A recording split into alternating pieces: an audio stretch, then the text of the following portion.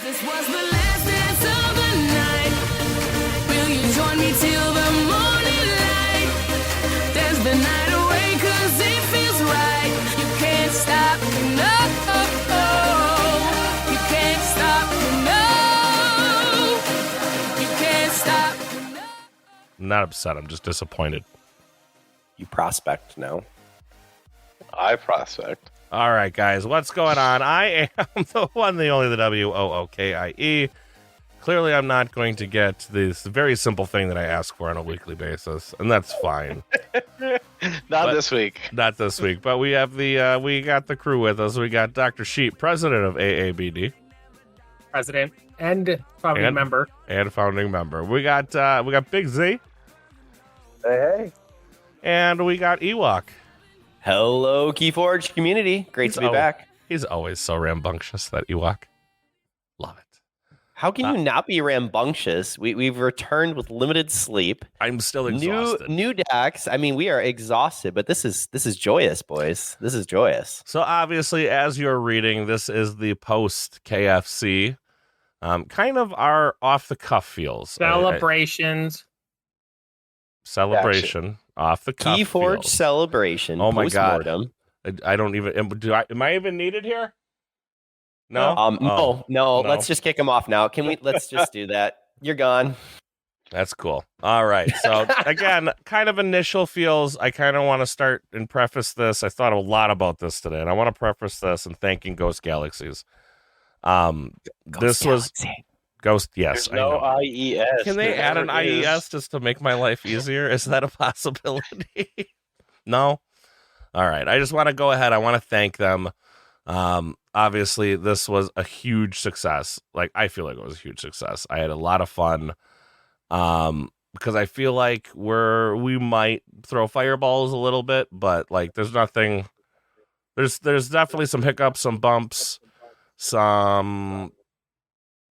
I don't even know what else to say. There's some things that need to get tightened up, but I do feel like eventually that will happen. I think we'll talk about it, I'm sure, but I think it's happening right now. It's happening and it's minor. I mean, this is beta, so you allowed us to be able to come in to provide some feedback, to be able to turn your speakers participate. off. And I will say that the community being able to see there were new players there. There were players that are content providers. There were just general players. There were competitive players.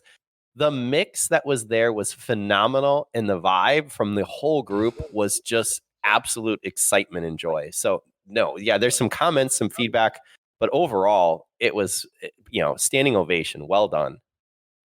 Yeah, I enjoyed it. I think we all had a good time. We're all tired, but we all had a good time, right? I'm fine. Agreed. I'm fine. I think he's still coming down from a win, but and he got some sleep in the car or on the flight home. Yeah, so whatever. I mean, he got 2 wins. He won Unchained, and then he won Archon, right? Archon, yes. Archon. Can we talk about this? D, you had called that. Yeah, you were going to go ahead and really dig deep for your Unchained, and you just opened. I think fire to start. Fire. It was literally like a month ago. I think the very first time they mentioned that there was going to be this Unchained side event with Unchained decks, I was like, Sheep said he was going to challenge me, which did not happen. I was like, this is my event. Oh, there it is. And then I rolled over and played dead. I called it as far as like I'm definitely going to win this event. This is my event. No one is beating me at this event. And yeah, I proceeded to open probably I did actually see a couple of decks that are mechanically probably better than the deck I was playing, but I ended up seeing probably 50 Unchained decks as far as what was shown to me, what I saw playing, what people were talked about. My deck was the very, very first deck that I got was probably the second or third best deck I saw in the entire field, and I took it to the house all the way. I didn't play a single different deck. I went 23-3 for the day.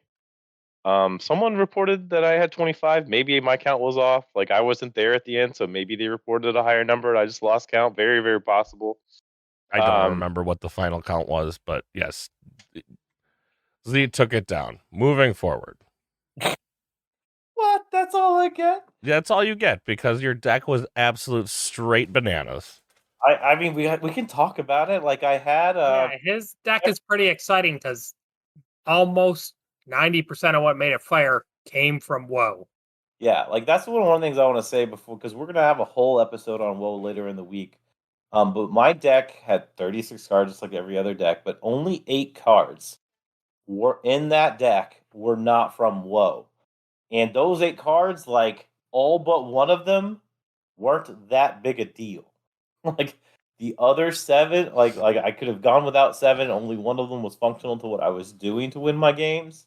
So I basically was playing a WoW deck and taking people like most of my games were not very close. One of the fun things is I did have the Prospector. I've been talking about that token since the first time I saw it. It is definitely one of the best tokens. It might be the best token, but I actually don't think that like there are contenders that I wasn't aware of that were going to be contenders to it. But it We is definitely learned, very, like, very this is the good, first time I think we ever went to an event and learned as much as we did. for Like, sure. normally We- looking at a lot of the stuff we found out before, like, this will be good, this will be bad. And generally, like, we're online, right? I mean, there are some breakout cards, but, I mean, there are some ones that were like, this will be much better, and then it just flops and vice versa. I think Yeah, this there is the was a first lot time of where we were surprises. just like, oh, these are all things that exist, and these are all things, wow, didn't see that one coming.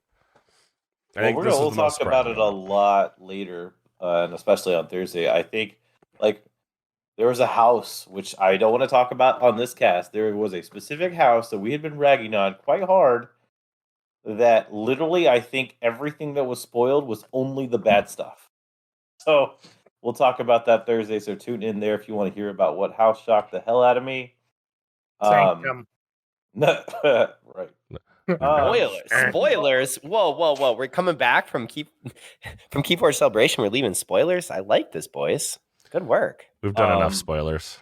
But anyway, real quick, my basically my deck had the Prospector, so it did exactly what I said it would. Like you create this huge board, your opponent has really no freaking clue what they are supposed to tactically do against you. And honestly, after seeing people play against it, to this day, I played 26 like games with that deck. I still cannot tell you what the right answer is. I'm gonna need like 100 games against Prospector, and just that token alone to be able to come back on this cast and tell you like this is what you do. Because right now, I have no idea what the answer to that puzzle is. Because right, I was generating a ton of tokens, and then they would go to their turn and be like, if I kill them, you reap like I gain a ton of cards. If I don't kill them, you reap 6 every turn. Yep. All right, now pause here. I'm sure lots of our audience know, but in case someone doesn't, the cards he's talking about. Ewok bot. Okay, Ewok Ewok bot's here. Prospector. It is the token creature, one of the 4 token creatures from House Aquidon. It has 1 power, token creature, human, destroyed, draw a card. Yep, very simple, straightforward. And this creates this conundrum like killing things on your turn of your opponents and making them draw cards gives them a much better advantage than them drawing cards on their own turn because they get to see their hand, then make the house call. Like drawing a card out of turn is worth at least twice as much as drawing a card in turn. So it creates this very, very complex Keyforge puzzle. It's one of the things we like about Keyforge. And then like the big other highlights of my deck, I could generate a ton of tokens. I had mass buyout, literally a combo we talked about on the show. What happens if you have a ton of prospector tokens? You win the game. That's what happens. Like you draw a bunch of cards, you gain a bunch of amber, you kill all their creatures. You don't care that they gain amber because you have your whole hand. Yeah, they'll probably forge a key that turn, but then you go to your next turn and you wreck them, unless they were like about to forge their 3rd key or something. Lots of other fun stuff. Maybe we'll have a Patreon episode where I just go through the deck tech of that. We've never done that, but that could be a thing. It's a really, really cool deck that got formed, and it literally can be made in WoW. All right, All right. let's go into staff. So we got to meet we got to meet more. I was gonna say we got to meet most of the staff. We got good talks in with Jeremy. We got good talks in with Michael. I didn't unfortunately get a chance to talk to CTP. I don't think he likes me because I call him CTP. It's possible. I don't know.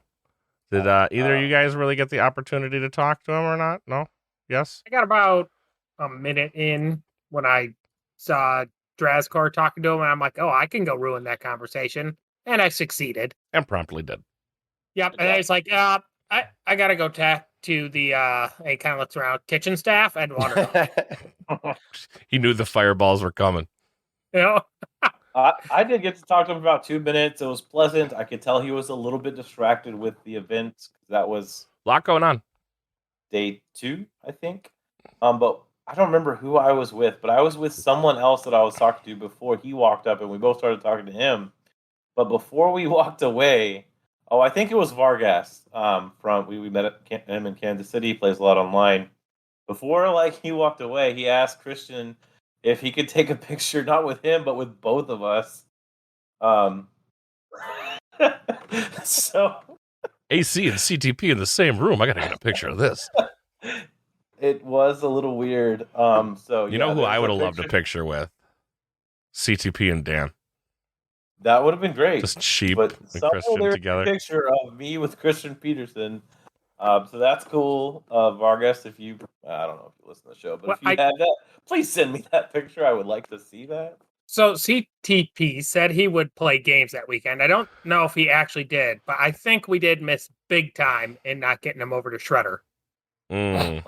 That would have been cool. I witnessed and watched Michael Hurley play a game against Sydney. Yeah. That was really cool to see. Yeah, Michael played a game against Sydney. We also got a pitcher, and I believe that was Sheep, you, I, and Caffeine Buzz took it with Michael Hurley as well. So there is AC with some of the staff members floating around. There's proof our poison has made it. Yes, I got really good conversations with both Michael and Jeremy. I know, Z, you were a part of the conversations that I had with Michael. Michael seemed like a great guy, very open to feedback. I got to give the staff that because this is our reaction to the staff. They, in the keynote, which we'll talk about here in a second, they mentioned that they wanted feedback, and it's a business. We all hear all businesses say that, right? But when I was talking to either Michael or Jeremy, they were very receptive of the feedback that was being provided, not by just us because of who we are or whatever, but they were receptive to all feedback from everyone I talked to that put their 2 cents in, from the most known members of our community to the least known members of the community.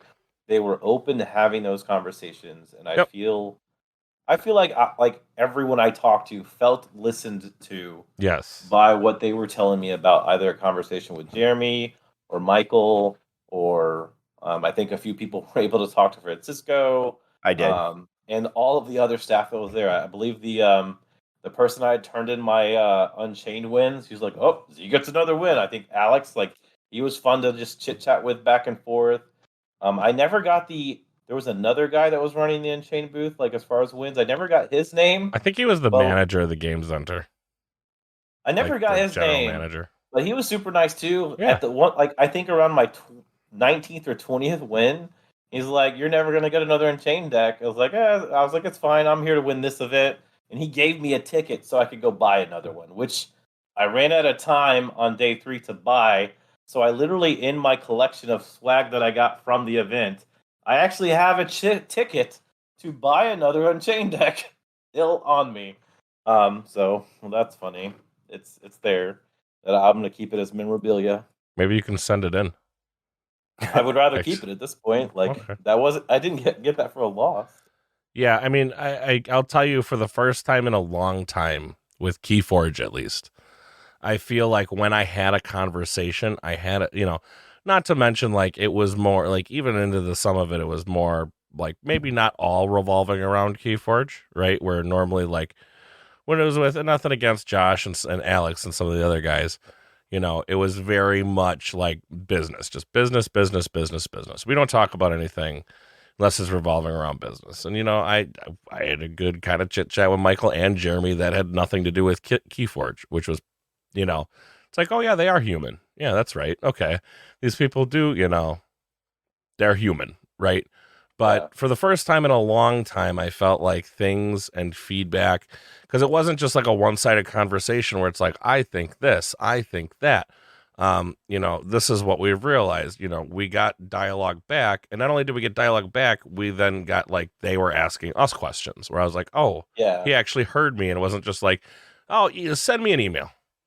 It did feel like I was able to have a real discourse with, especially those. So Jeremy and Michael were very, very open to having an intelligent dialogue that actually, in the end, like the five, I know guys here, but like this whole podcast is like, yes, we talk about stuff about what FFG, but all any of us ever want is this game to literally be as big as it possibly can be.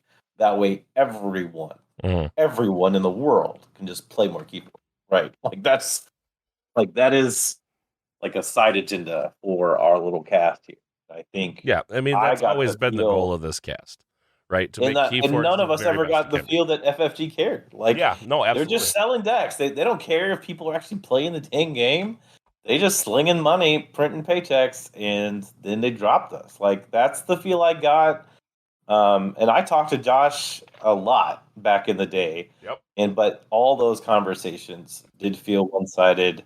They did feel like I'm talking to someone that is doing a job and is somewhat handcuffed in a way by the constraints put on them because his decision power was limited. It might have been, decision power is limited. Not only that, they felt very open to we can change that. Even just in our Discord, right?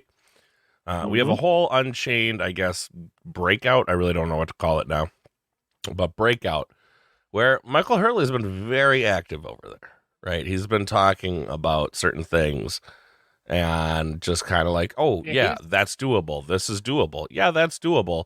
No, that's not doable. And here's the reasoning why. No, that's not doable. Here's the reasoning why. That's doable. I think he's been very accommodating. Yeah, he's been really open with some of the ways that what we call the algorithm, but the deck generator works. Actually it'll answer some, lightly technical questions about how stuff works and why things do or don't happen, which really helped you understand why we see what we see in decks and things that are going on. And when you ask some questions that's not really within its current tool set. But it does sound like, when they rebuilt it on their new engine. So it definitely has more tools in it than the original deck generator had. And it may or may not be backed up. We don't know. Yeah, maybe. All right. Let's move into the goodie bags. You guys can check out the goodie bag opening over on our YouTube channel. I did open everything I got in the goodie bag for you guys. Over there, it is in our videos now. I don't know if it has a very good thumbnail, but it is over there. So, what'd you guys think? I thought the goodie bags were fine. They were good. Find our audience what was in there because so in there you got a mat. You got the very special Keyforge Celebrations 2022 mat, which it sounds like Keyforge Celebration will be a thing that happens yearly.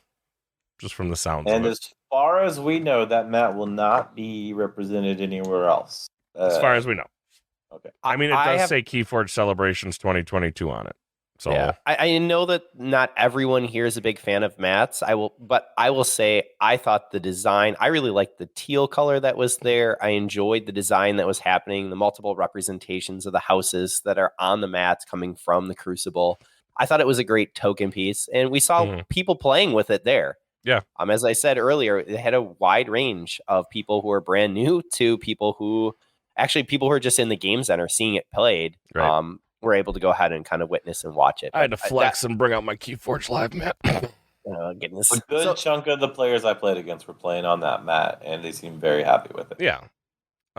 We got, let's see what else we got. We got 2 normal Winds of Exchange decks. Woo, there's nothing. There's nothing normal about Winds of Exchange. Well, we got 2 I don't know what you want to call it. Celebrations Stock? 2022 unique box package Winds of Exchange decks, Wait, including there's one more word to that. errors, commonality errors, and deck list name errors. These are Well- very special. And Well, getting they're- cards they're from other unique. decks. They're beta.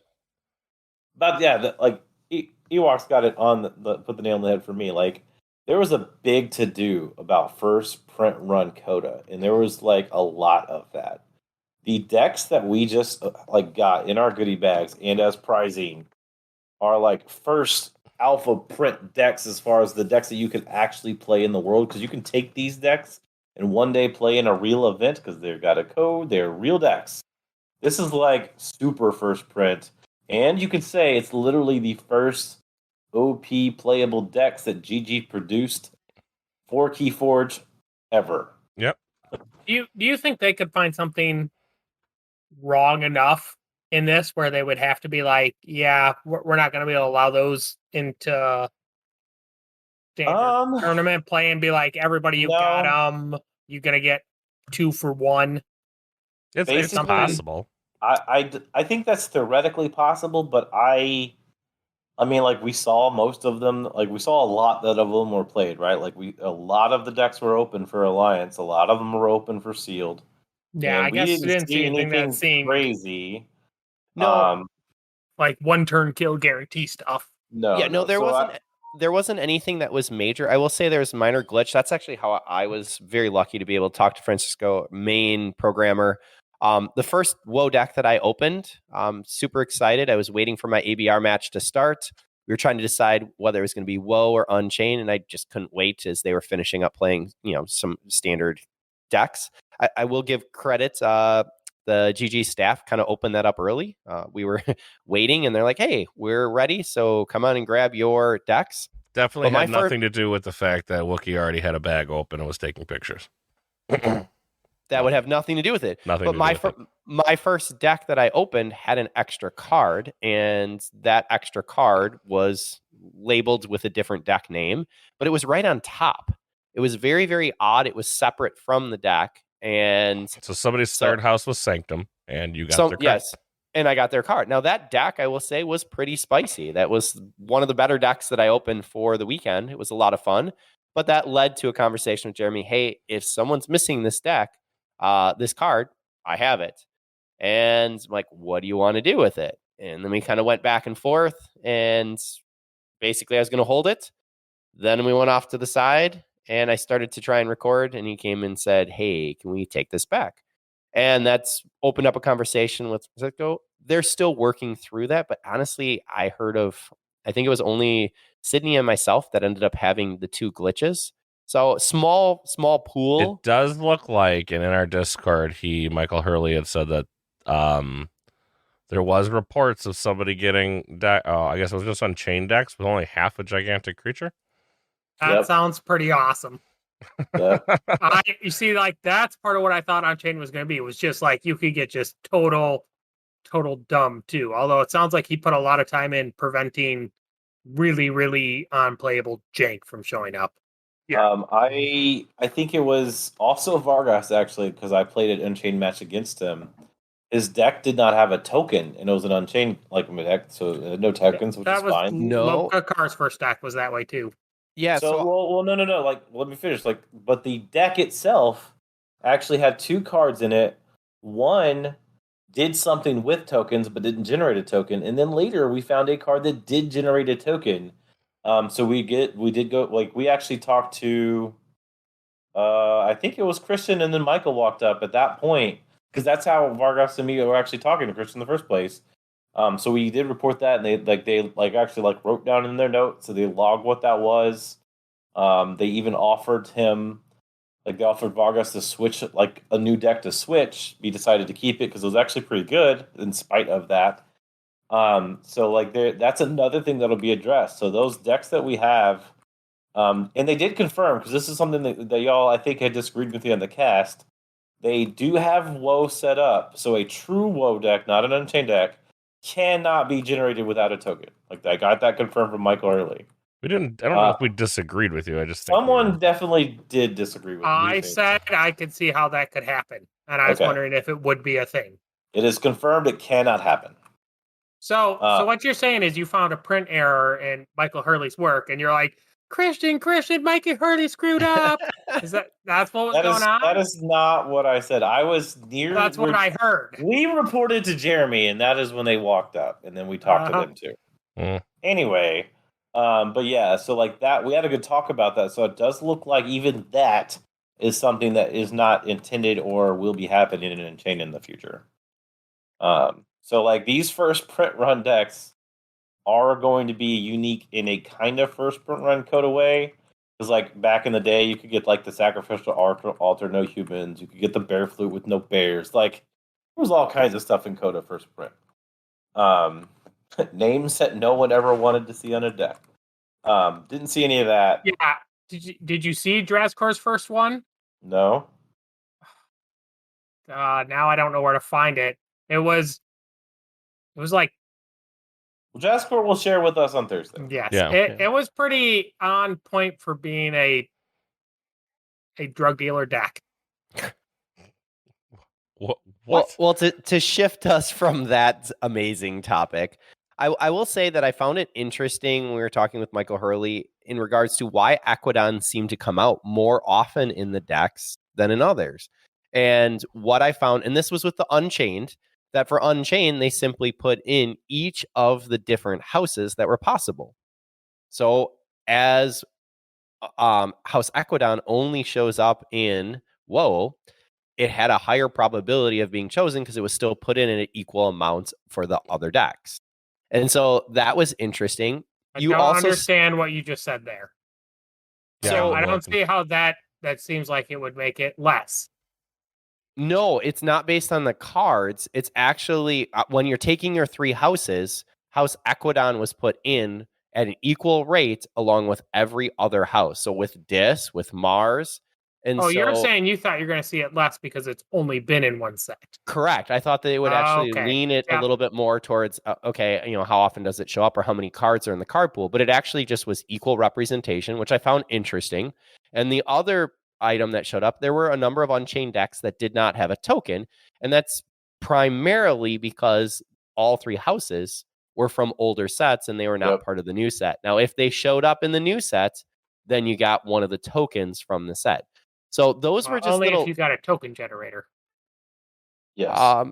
Only if you got a token generator, but that was a high probability for the token generator. It was interesting to see those little nuggets that were kind of given or shared regarding the formation of those Unchained decks.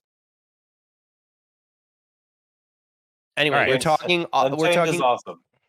Yeah. All right. Other things that were in. So we had 2 Unchained decks. We had 2 WoW decks. You also were able to go ahead and there was a 2020 OP prize support. It was a plastic Keyforge box. Mm-hmm. So that was also present. It was fine. I understand they probably got those from whatever, was left over from FFG. And this is nothing on them. They did feel slightly less quality than the previously made deck boxes. I love those boxes. Take that for what I it's don't know worth, what you're but- talking about. Like Yeah, that it just deck felt box is more cardboardy and less plasticky. Like it didn't feel as heavy duty as the one that they released in previous years. But that's nothing on Ghost Galaxies. What do you mean? You are alone in this, sir. I mean, I have them both behind me right now. I have previous Gamegenic boxes and that. I can find them and comparison. That sounds like our next Patreon episode. Yeah, I mean, let's compare 2 plastic deck boxes. I don't know. That's just was first reactions, and that's what we're doing, boys. Yeah, first but reactions. Another thing I didn't open, so I don't know actually. But as I'm getting pinged here, Lokar's pointing out, these are Gamegenic Gemini deck boxes, and they were meant for the 2020 primes. Correct. And they are labeled that way. You also saw the chain tracker that was intended for the 2020 primes. And so there were quite a few things that everyone got a chance to walk out with, which was really nice. Yeah, it was nice to show up and for them to be like, here's a goodie bag, right? Like that. I don't know. Did you say there were, I think you said there were 2 on-chain decks. There was only 1. No, 1 on chain deck, 2 Winds of 2 Exchange woes. decks. Yes. Yeah. For everybody. And then you For got everybody. the little card. And again, you can go watch the video of the me opening it all with Drazcor, just kind of explaining the rules of the Unchained duels. After we got all that and everybody got some games jammed in, we went into the keynote, which we learned a bucket of information in. We did. So people could actually watch the keynote in its entirety. So Yep, you I can think again we're watch we're it. not going to go through everything it had. This is just our reaction. Let me plug our damn channel. Jesus. what You can we don't again have- watch we don't have a this channel. on our YouTube channel, Archon's Okay. Corner. The keynote Hey, what's is going on? in there.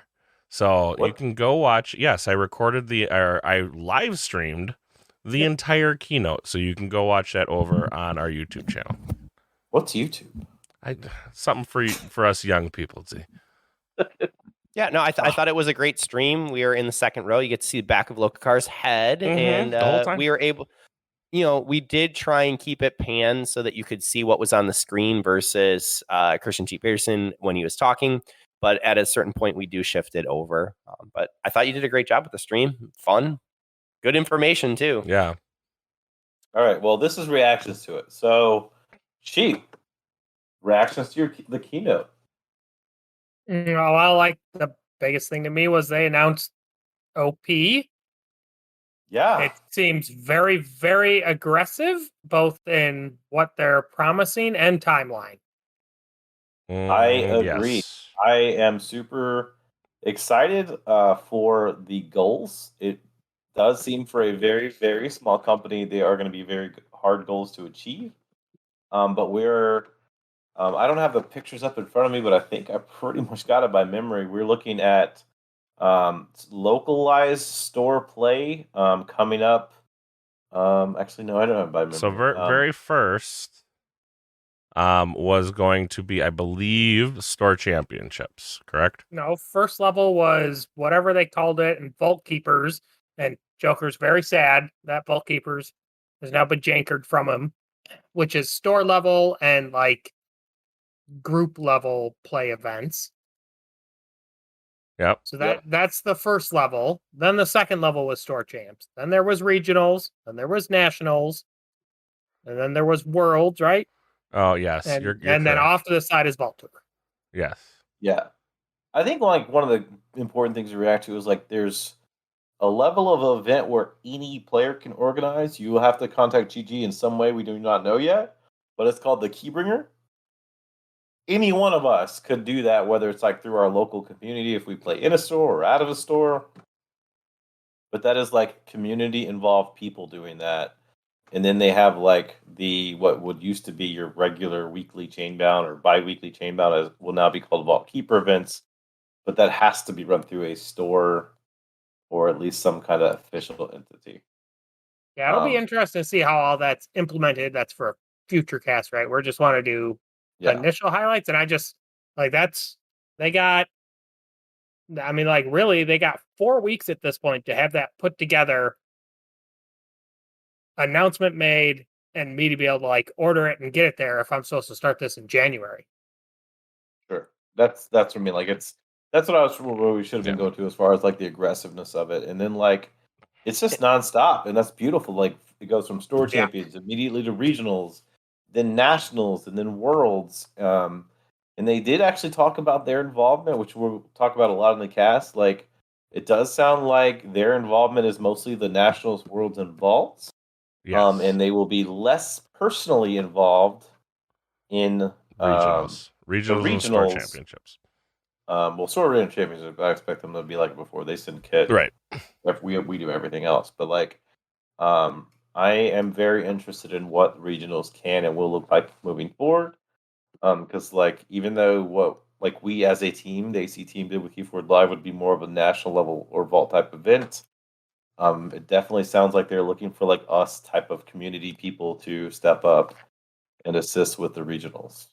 So a couple things that I want to add on for our community. If you haven't seen it, I posted it right now in our AC live chat, but I do really enjoy the the breakdown between casual and then what they called official. So casual was what was talked about earlier, Z and others from that key bringer.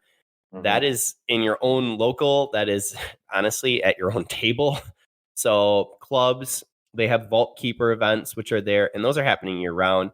But what I think needs to be added is that from the store championships, if you win your store championships, you're going to get a buy at regionals. And Yeah, if you win and your regional, I you're going to figure get a we talk buy. about that more on the upcoming show where we kind of dive deeper. Guy into was all of that, almost yeah. done. All right, You go would have ahead. been done by now. All right, fine. I mean, basically, it's if you're getting a buy from regional, if you win regional, you get a buy at national. And if you get a win nationals, you get a buy at worlds. And that has that. No. You do not get a buy. That is Sorry, how you get Worlds.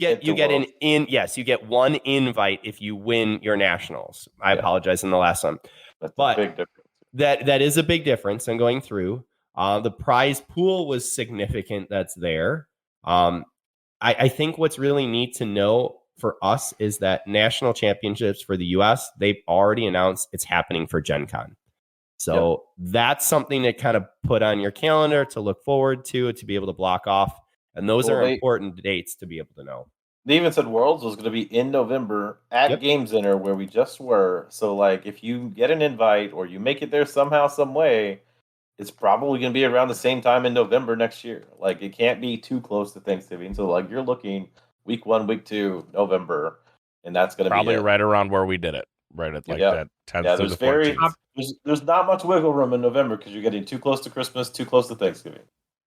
I'm gonna steal some Drazcor thunder there because he hit a little bit of this with Peterson when he was talking to him. Is that Peterson sees the World Championship event being more like as he said, a Wimbledon level event where it's more about prestigious and smaller event rather than a huge tournament, right? So the invite pool is going to be smaller, and he's seeing 300 to 400 people max at the World's level event. So it's going to be, he wants the invites to be matter. Yes, to be valuable, not just, everybody and their brothers got one. Right. Which literally was how it was last time. Oh, you got 2 friends? Bring them. Yeah. Yeah. So, you got 2 friends. You showed up at a store. You could probably have an invite. They are also bringing back Vault Tour, which was a big deal. And we got confirmation that there will be 4 Vault Tour events. I can't remember the dates they put on the Vault Tours. Does anyone remember those? It was happening within 2 months. All 4 were happening within 2 months. All 10 are happening within 2 months. June, July, all 10 Vault Tours, 4 of them in the US, guaranteed or promised or intended, however you want to say that, and the rest national? Are not national, but worldwide. Potentially. We don't. International. Yes, thank you for finding words because I am the dumb. So that's, I already saw a lot of excitement about that. That they expect Italy will have one and Germany would potentially have one. Something probably South Pacific. Yep. I would assume maybe Europe we would get to go to 4. Canada? Maybe. Yeah, I was going to say, I would assume Europe would get 4. And then you would have one South Pacific, like JR said, and you would have one like Canada. Or does South America get one? That could be too. That very well could I'm be. curious. That's all speculation. So I'm just excited that there's going to be 10 different Vault Tours. They're all going to go ahead and lead to an invite to the World Tour. So that's the section that you'd be bringing in. They're also putting together a prize pool of $10,000 for each of those Vault Tours. And for going ahead and winning our Worlds, the World Championship, there's a $50,000 prize pool. So together, all of those events is $150,000 in prize money. And that is something that when we look at, it is very ambitious that we had looked at in the past, and it's exciting for many, many individuals. I think there's some nervousness around it, but our community has been absolutely phenomenal, and I think this is a way to be able to increase exposure for the game for sure. Well, and for youth joining the game, all the Vault Tours, all 10, whether they're here or across seas, are in June, July. So if you work in education, you have kids that are normally in school, they are all at a time frame where you are potentially available to travel to them in an easy, more convenient way. Like those vaults being in June, July allow all three of my family to go to there without having to fly to them, which is the biggest expense with when you want to take a family to something like this. Like that is drastically less expensive. So hopefully we get more youth players this coming summer than before. We literally just had a 16-year-old make top 4 in Archon. Like that is amazing. So I would like to see our community grow both in number and diversity as far as like all ages. I'm just saying, I need these locations sooner over later because I got vacation to be planning. Mhm. I mean, that's everyone. Everyone has that. I mean, regionals. Yeah, but did I you want to say- know what other countries I get to go to. I do not know if I can go to another country. Yeah, again, I don't but think I can afford to go to another country this year. But that was you very know. expensive. So then we get into kind of we got cookies and coffee afterward. Yeah, they gave us food, Yeah. and that allowed them to set up the Right. the space that we were going to game in. But that was really nice. That was a That surprise. was super nice. I think I got a handshake from someone at FFG once. In comparison. But I'm not sure about that. I got some stun token cards from FFG. They're real nice. Oh, I guess they did used to give out those acrylic amber that everyone loves. Like that was a thing. People did love that. I will say there was no pin, and I do feel it's slightly missed from all the other cool Keyforge events I've been to. That I've They got might- lots of pins from. We did talk about it one time, like they might like be trying to separate themselves like distinctually. I doubt that's what would have chose them not to have a pin. mean, Like They used the same exact Vault Tour logo. On fair this thing. enough. Like it fair is enough, the fair pin enough. is the logo. All right, Wow. Gigi, if you're listening to this, We metal like the pin. pins that are like 1 inch by 1 inch, doesn't matter the shape, that say something to do related with the events we're attending. Dan is one of these people, but I met multiple people that had these attached to either their like quiver that they had, like with glue and stuff, or their Keyforge bags that they had. Like this was actually a like chase collectors type thing that I think a lot of the community appreciated like way more than like a mat or something like that. Some of them pinned them to their mats. Like it was a thing. I think You mean that could be a Dan good pins his to opportunity. his mats? It was more than Dan. It was definitely more than Dan. All right, fair enough. But my mat does have bling. I only bring that out when I want to scare people. It sure has at least 3 pieces of flair, that's for sure. Bonus points for whoever gets the reference there. All right, let's move. Office Space. All right. Let's get to the meat and potatoes, the events, right? We had Sealed Alliance, we had Sealed, we had Alliance, we had Archon, we had Unchained, we had Keyforge Adventures going on, and Second Ember for all the aforementioned events. Now, I think here's where maybe a little bit of the fireballs are going to happen. So, coming in... Before we talk about any of the main 4, we can address that now, and then we can go through reactions to the actual events separately, because that is different. Yeah, no, I'm just talking about setup, construction, and how the events were run. So, setup, it was run through challenge, or challenge, depending on how you want to say it. Challenge.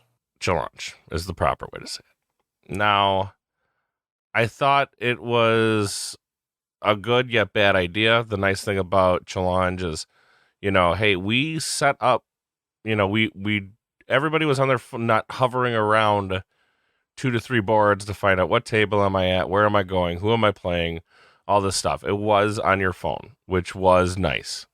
Yes. I was also terrified because it was on challenge, which has the ability to just crash. Right, yep. Crash, and then we've never seen it crash in a double elimination bracket, which we'll talk about not today. Yeah. So I have run a lot of events, and I have never seen challenge break in a double elimination format, and that is what was used. So, like, as far as that goes, because challenge was literally built for like single and double elimination events, and everything else that's in challenge now came much later. Mm-hmm. So this was like challenge bread and butter. Like challenge was designed by a person that needed it for this, and it worked perfectly for that. As far as their choice to use that, and there are other things we can talk about as far as that being the format that was picked. You guys talk there. I think we talk high, low, Buffalo for my class. That's the good and the bad. For me, I want to get that elephant off the room. The communication for the event was, in my opinion, their weakness. They did not have a commanding voice that was there. Duncan, I dearly missed you. And that's nothing against the judges. It's just a different personality when it's a teacher voice commanding the room saying, hey, gather around. This is what's going to happen. And here's where things are going to go ahead and progress from. I felt a little pressured because things were consistently running late from the talk kind of through the rest of the events. And that might have been why there was no setup player meeting. But this idea for using challenge, I actually had someone who came around to say, hey, look at challenge. Those are things that just need to be cleaned up so that all of our new players coming in know exactly what to do, how to report, where to go through, and what to kind of expect. So it's minor, but we want to make sure that you have loud commanding voice. I need your attention. Here's what we're going to be going through. And then people can follow. And the rest of the weekend, honestly, was pretty good from the players. They were able to use QR codes for turning in their game results, which was different from the slips. But to be honest, once we knew what was happening, it actually worked out well. I was a little nervous of like, ooh, are we going to get anyone who's going to report poorly? Or like, there are options where it could have been tainted. But to be honest, there wasn't a single person that I heard about who did it. No, they had a little check marks of like, do you agree? It was a little weird where I'm like handing my phone to the person, like, do you agree? Let's scroll down. But to be honest, it was nice to have the technology of it porting into a Google form. And I think that cleaned up versus having to go ahead and manually type it in between rounds. So that was nice. It just needed to have execution of here's the communication, here's what you got to do and how to do it. Because I think the biggest thing too, and sorry to cut you off, the biggest thing too is, all right, so I'm finishing up my first game. My round one on Sealed Alliance was against Philly. And so we're like, all right, let's report. We cleaned up all of our stuff and put everything away and then scanned the QR code. And now we're being asked all these questions. How many keys we didn't know we needed to answer. Like that wasn't it. How many keys did you forge? How many Ember did you have left over? Did you mulligan? Did you have chains left? And I was like, me and Philly are looking at each other. I'm like, did you mulligan? I don't remember if I mulligan. I think I mulliganed. And then it was like, how much Ember did you have left? Do you remember? How much Ember did I have left? Obviously after round one, it was known what needed to be done. This just says your ability to track game state is pretty suspect. Well, you say that, Cheap, but there was at least one game where I had someone essentially scoop because the game was done. And so how do you report that? We did actually have to ask the judges because I did scoop a game. How many Ember did you have remaining? In that game? Yeah. 0, because that's why I scooped. I was 0 keys, 0 Amber. Did you mulligan? To his 2 keys and a bunch of Amber and 15 creatures on the board. Did you mulligan? I mulliganed all but one game. Did you have chains? I never ended a game with chains.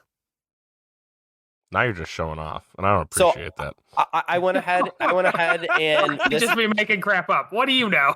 Yeah, this is also true. Say, I asked because I was curious, like, why was this there? It was just for data collection. They were more curious. It did not impact the tournament structure at that point for being able to make it into essentially day 2. But it was just more they were curious, okay, what was the impact on mulliganing? What was the impact on did you finish with chains?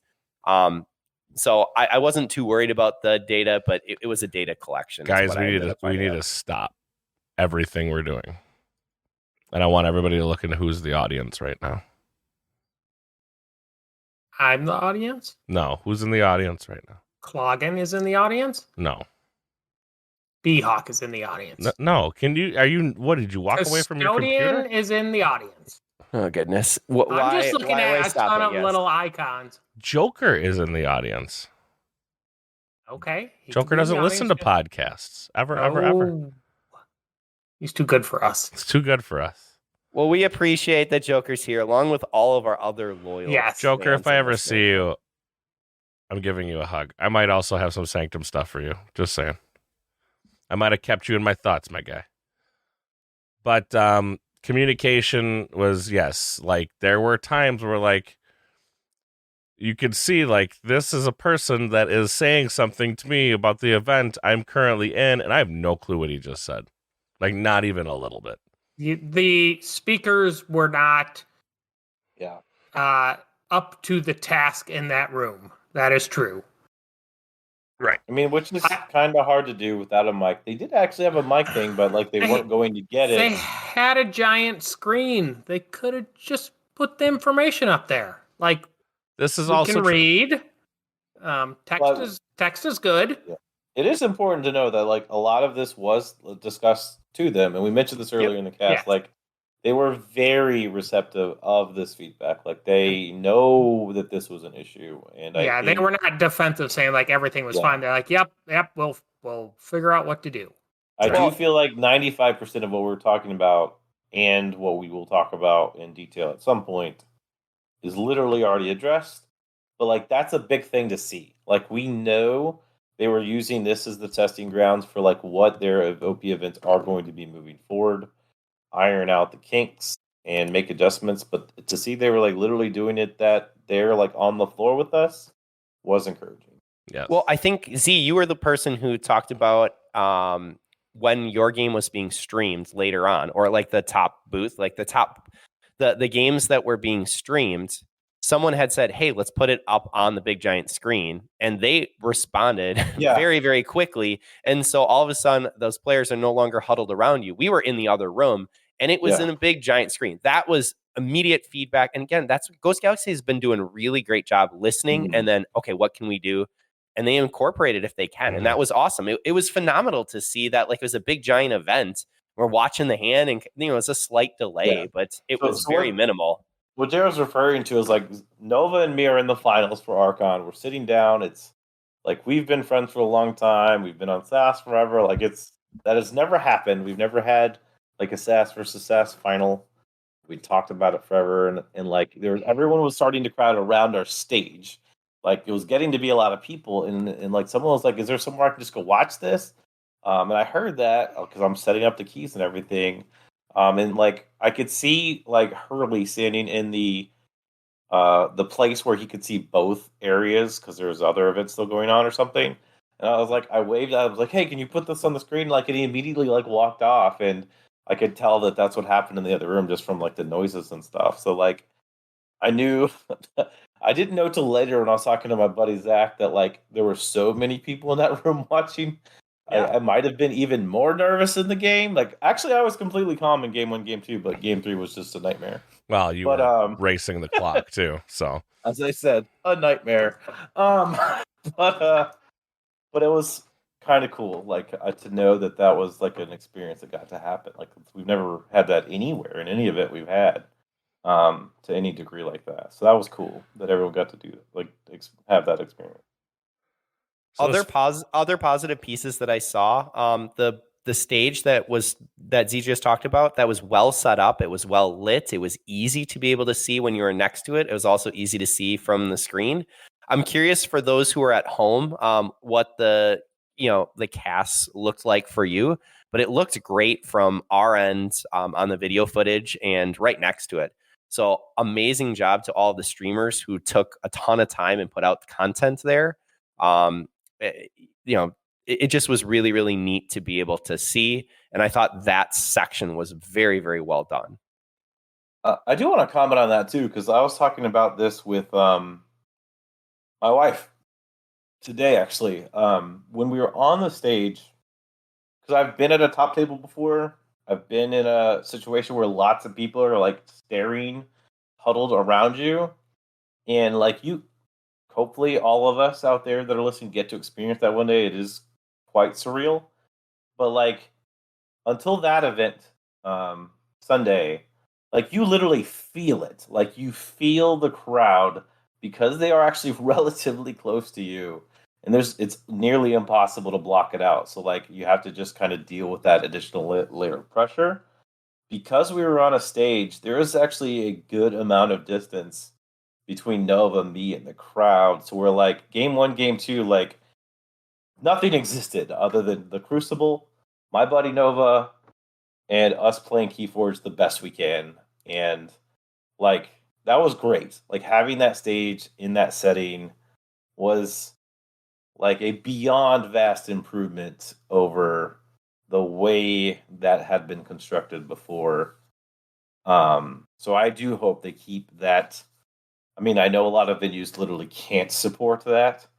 But if at all possible, like having that, I don't know, just an extended zone where people cannot pass, whether you're literally on the stage or not, is very helpful as far as like that goes. It was great. I appreciated that a lot. The streamers were hardlined in, so they had great content there. They were on the other side of the wall, so you couldn't necessarily hear them talking in game. Those are all things. I mean, even when we were doing Keyforge Live, we were trying to put Ryan. We were trying to put you out in the hall. I was in a damn in order to hallway. stream. But like that The worked. quinceañeras rolling past, like what? But they did a really, really nice job. So I thought that worked well. But again, I'm curious to see anyone who was at home. How did this stream sound and how did it look? So go ahead and post that into our Discord if you're a part of that group, and we can continue to send that information on. But awesome job there, Ghost Galaxy. All right. As far as TTR and 1-star peeps.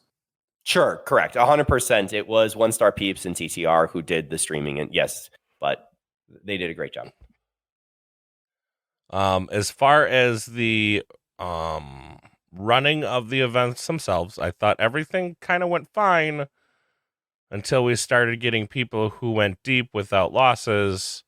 All of a sudden now find themselves losing their first game, and now they have, I mean, It who was it? It was D-House I was talking to? D-House, went like what?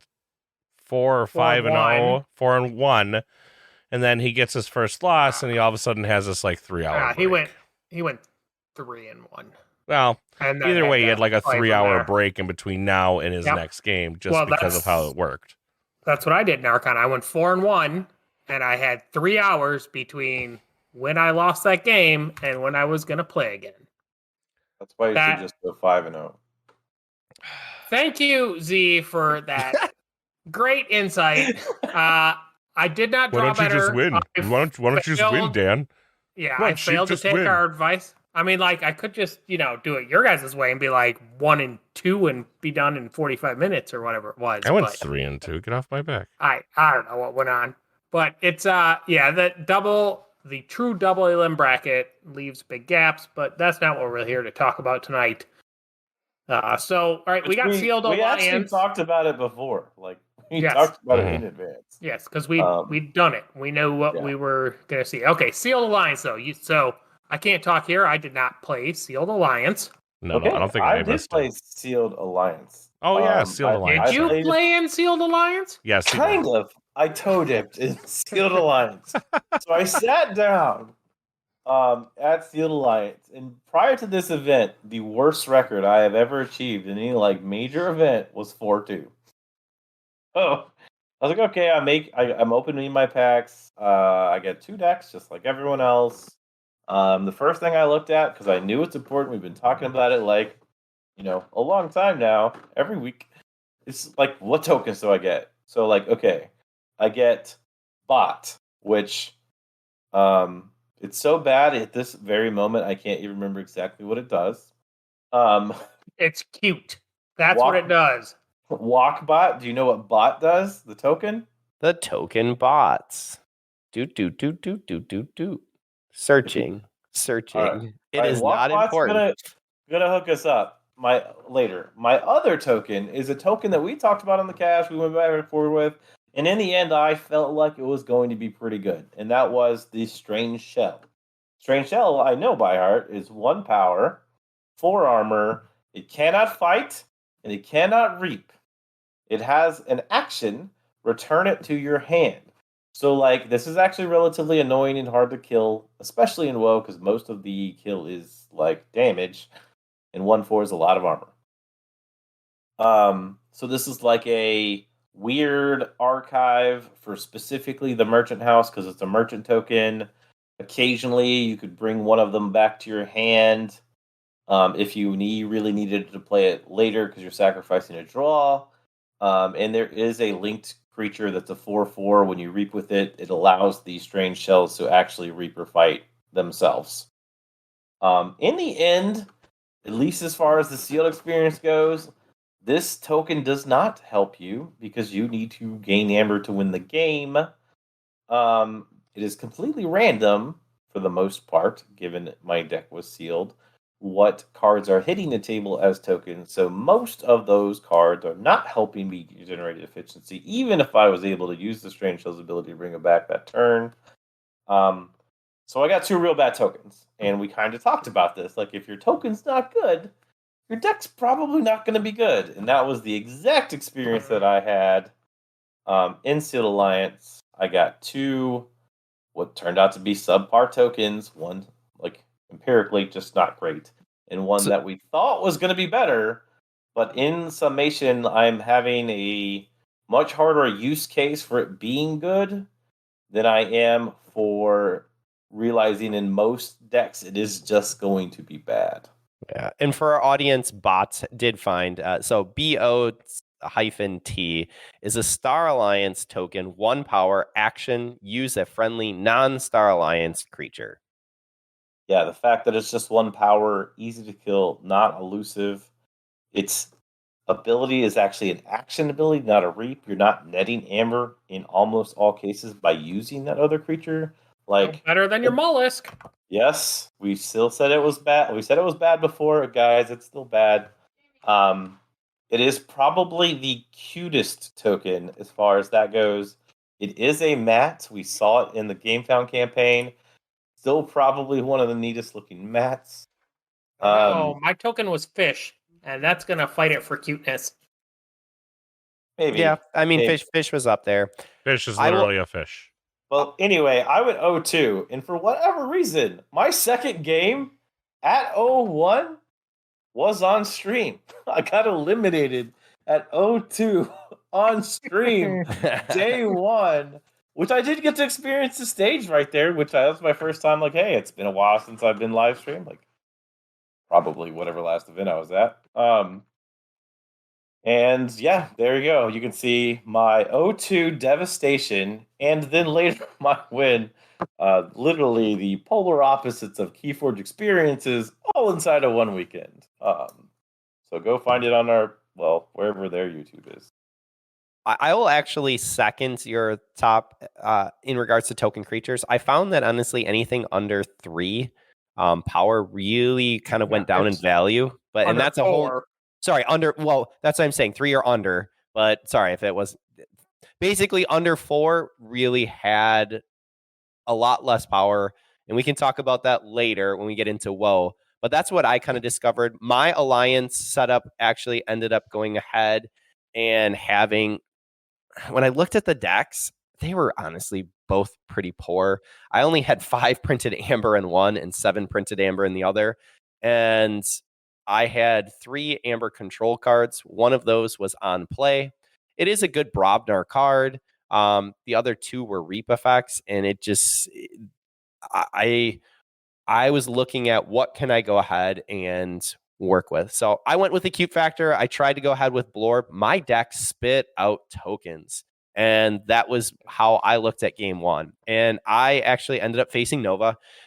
She was also not looking really happy with her deck. And yeah, it was really, really embarrassing, guys, because she absolutely smashed me. I started by turn 1 putting down Blorb Hive, turn 2 going ahead and spitting out 4 of my token creatures, 4 Blorbs. Turn number 3 was 8 Blorbs, and then turn 4 was pretty much the end. And the reason that's the end came is that our good friend Nova had an artifact, Might Club. And Might Club says, action, ready, and enrage a creature. And what she dropped down was Fire Spitter. Our old card, 5 power, 1 armor. Before fight, deal 1 to each enemy creature. And I quickly learned that all of this, this splash damage or 1 across all creatures absolutely tears a lot of these tokens apart. And so my Blorbs, even though I could spit out creatures, I basically had a choice. Am I going to play this card that she is just, I couldn't do anything against Fire Spitter. So I had a choice of I can discard or I can choose to play cards that are just going to be spit upon by Fire Spitter and disappear. And that was it. I finished, guys. She had 3 keys, 12 amber. I had 0 keys, 0 amber. But There you was not a ground that single thing thing. out. I did. You used that time up. I did. And so that was game 1, and I was really pretty down, pretty depressed. Like, oh man, this is not good. But I quickly learned, and my other token, I'm like, you know what? My deck spits out creatures, so let's go ahead and let's go look at other tokens. And I went into Saurian, and Saurian, I had the Bellaton Warriors. And so my sole purpose was to just spit out as many Bellaton Warriors as possible. That is a 5 power, 2 armor. And what you notice about Blorb is Blorb can't reap or fight. Bellaton Warrior at 5/2 can reap and fight. But pretty much what I did is I spit out those creatures, said, deal with my board, and I'm going to try and race you by reaping as much as I can. And I was able to get 2 wins with that. That was a huge victory for me, and I ended up going 2-2 as soon as I found someone who had a little bit of amber control and some C. Mostly amber control was the difference. So I similarly had a problem. So I played single deck sealed. So you guys were over there in Alliance. Or do you want to give your Sealed Alliance story quick, Wookie? I can. Much like Ewok, printed Ember was a really big problem for me. I haven't counted the pips we know of thus far in set, but it feels like pips on cards are very much controlled by if you get cards that enhance your other cards or not. I got 0, which really sucked, which means I'm not producing really any Ember. My token, You can reap, buddy. I know I can reap. My 2 tokens, I got Emberling and Trader, who is also a 1 power critter, who is action steal 1, destroy Trader, I believe. That's the one I got. I don't remember if that's Trader or not. Good. Seems good. No, that's action destroy him. Yeah, okay. Yeah, action destroy him, steal 1. Good. Yeah, it's Aquadon, action, steal 1, destroy Trader. Which, again, seems okay. Like, it can reap. First game against Philly, I went with, what did I go with? I went with Amberling, and basically my deck could just spit out critters. That sounds great. Splash attack is real. And basically, fight 1, take out 3. Your Amberlings die really quick. And you start out with this awesome board, and you'd think that, like, oh, well, they're not reaping. So, and again, the game almost went to time because of how long it was taking, because neither of us had printed Ember. And I'm thinking, well, I have Emberling. I'm just going to make Ember. And it didn't work out. Like, it was like, well, I'm going to fight and destroy all 3 of those. It's like, yep, that's a thing, and when you're spitting out so many, you got to pile them up next to each other. So, and Emberling cannot reap. So, second game, but I ended up winning that game, going on to the next game, again, finding a nice little Brobnar house, which just Emberling could not stick around. It was against Dave. Actually, no, I'm sorry. That game was against Dave, which Dave had all the printed Ember. Every single card in his deck had like 2 Ember, if not 3. And he was just like, yep, don't even care what these cards do. They don't matter, but they produce Ember. So Dave's deck was real good. Yeah. So his deck basically, it just produced Ember. Like, he was even in Fish House. It did also win the event. It did, yes. Yeah. But it had so much Ember, there was no way to keep up. And then I got a buy for whatever reason. Probably because I won a game. And then I went up against a Gorlami, which is actually Gorlami. He just misspelt it. And he had Brobnar, which just, again, splash damage, splash damage, splash damage. And he also had the new Brobnar card. I don't know if it, what is it, Hailfest? Hella fast. Hella fast. Which That summons the card's- band. Yeah, if you have multiple members of the band in your house, which he had 2 Brick Nasties and 2, is it Gemma, the piano player? Dead Hammer. Gid Hammer. right. That gets Oh, Bubba busted. Yeah, Ged Hammer is 5 power Brobnar destroyed, ready and enrage each other friendly Brobnar creature. No, he And- had the one which was 2 of the one which is if one of your other or all your other friendly Brobnar gain destroyed, return them to your hand. That is Harlem Luke? Oh. Harmal Atun, which is Mhm. 5 Okay. power. Each other friendly Brobnar creature gains destroyed. Return the creature to its owner's So hand. so stop and look at that name for a second for that card. I'm trying to find it. That's my issue. Harmal Atun. Harmal Attune. Look at that Yeah. name for a second.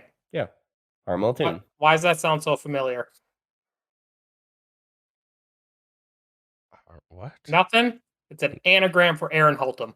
Yeah. Is it? Oh, okay. Yeah. Didn't put that. I was Didn't, designer of Dark Tide. didn't put any of that together, but I being able to go basically tutor your deck for 4 band members and Yeah, then no, play them. Yeah. Brick So, Nasty was for real, for real. Yeah, and then one of them's Brick Nasty, which all they want to do is fight, and Well, just it gain gets- Ember. yeah. So and their force. it gets a little crazy. Brobnar is real for real, but we're not going to spend a lot of time talking about that today. So I am gonna say the card though for Hellafast. Hellafast action play, search your deck and discard pile, both, for up to 4 Brocken cards with different names. Reveal those cards and put them into your hand. Shuffle your deck. Gain chains equal to the number of cards put in your hand in this way. it'll let you get your new horsemen. They're Yeah, pretty cool. but now you have a tutor for the horseman, which is real you cool. kind of had one anyways. I mean, one of the Well, horsemen was his own no. tutor, and it was junky. It was not a tutor. No, it was just a recall. It's a But recall, okay, which means so- it's bad half the time.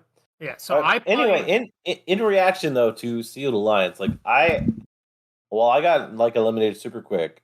Almost everyone I talked to in the event seemed like they did enjoy the experience. Yeah, it was As far as the mixing the pods over just pick one, play one. And I before said I think this is an improvement on Sealed. I still agree with that. I went 0-2, whatever. I still have had a lot of fun playing Sealed Alliance in our local. I think this is a fun top level event. Still, Dan, in how spite was of going 0-2 and getting my book. Dan? How I was normal agree. sealed? Alliance could be good for high level. So I played regular sealed because, well, you got to stick to your guns, right? Because you're an old grumpy man. I'm an old grumpy man, so I played single sealed. I had already known that I could go get my 2 decks from the other one, so it didn't impact the number of decks I was going to buy over the weekend. It was pretty bummer to me that it was single deck sealed and not even 2 deck pick one. But single deck sealed, open it, shuffle it, play it. I only played 4 games, made top 8. It only took me 4 games because I got a first round bye. Then I had 3 wins, which put me into top 8. My deck was Sanctum, Dinos, and Unfathomable, and I had a proper Unfath suite. It had control in it. So I had the befuddle, I had the good stuff. And Good stuff. during my first 3 games, I faced all little bitty tokens, and I had double Adult Swim and a Pale to Insignificance. These are cards that kill creatures that are 3 or lower. Or actually, Adult Swim returns all 3 or lower cards back to the top of your deck. So all the token creatures just become cards again. Yeah. And then Pale into Insignificance just destroys the lowest power creature. So when I was facing these 1 and 2 power creatures, it was pretty easy to deal with. I had fish myself. My deck didn't actually make many tokens, so it didn't matter to me much. And if they killed them, I didn't care because they actually had a destroyed effect and did something. But I can't remember what I played against, but I played against a bunch of tokens that had no effect. So they'd be like, "Ha! I built my token army." I go, "Okay, put them away." And here is my Sanctum board with double Lady Lorenas and Baldric the Bold and whatever it was. Like I had like 5, I could land 5 big knights. And this set has like 2 cards that destroy big creatures in mass. So lay down your big board and just reap it out. Yeah. Is all I had to do. And it won me 3 games. And then my top 8 match, I played Captain Gale from the Netherlands, who ultimately won it. And we just looked at tokens, and I have Fish, and he has Berserker, and I basically said good game, because I know I have absolutely no way to deal with Berserkers. They're just, they're too big. Like, as Ewok was saying, once you get over 3 power and probably 2/3 of the creature control in this set no longer kills tokens on one play, it's hugely impactful. Mm-hmm. So I got destroyed by him. Like I got, like we're 6 or 7 turns in, I'm 0 keys, 0 amber. He's on his second key, has a full board, and I scoop, right? Because I'm just like, I'd already saw how my cycle was the couple of tokens I played. I lost a card that might have got me, like, I was trying to play to use my Pale into Significance to kill his board and then go into my Sanctum and win. But, you know, like the one game Pale went down as a token creature. The other game, I just couldn't. He kept playing creatures under his Brobnar token, so I couldn't kill them fast enough to get Pale in Significance to kill the Brobnar board. And then, like, he had token cards that generated token cards when things fought. It was crazy. Like, I got destroyed and brick nastied. I got brick nastied with Berserkers. It is spoiled on this podcast, and for real, it is real good. Mm-hmm. And that size matters. So the other thing, though, I played all 4 of my matches. Something you guys didn't comment on. They changed the sealed rules. We commented on it when we saw the rules. They changed the sealed rules to where you share deck lists now. Did you guys do that? Yeah. Yes. Yeah. We didn't talk about it, but yes. Not a single deckless share in my 4 games of really sealed.